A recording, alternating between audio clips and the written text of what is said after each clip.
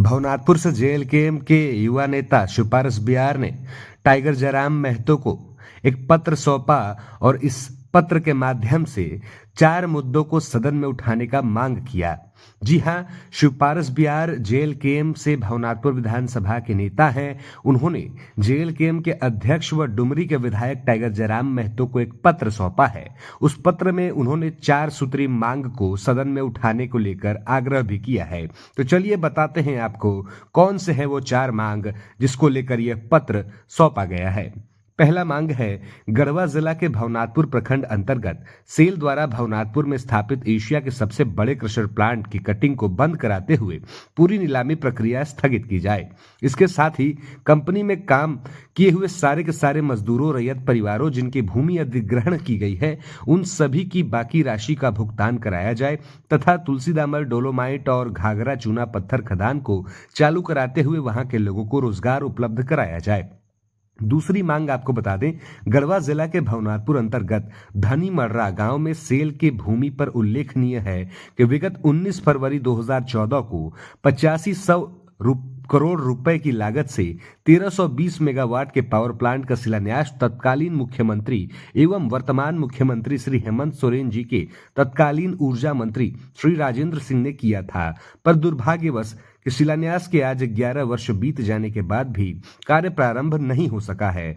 तो मेरा कहना है महोदय कि वो भवनाथपुर में पावर प्लांट का शिलान्यास झूठा करवाया गया था कि वाकई में सही था।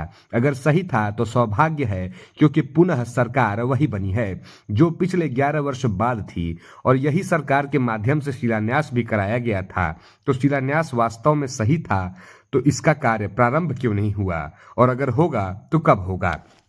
तीसरी मांग यह है कि महोदय, बियार जाति की एक मांग हमेशा से मांगी जा रही है कि बियार जाति को एसटी सूची में शामिल किया जाए। महोदय, मैं इसका समर्थन करता हूं क्योंकि बियार जाति सामाजिक, आर्थिक, राजनीतिक, यूं कहें विभिन्न रूप से अत्यंत पिछड़े श्रेणी में आती है।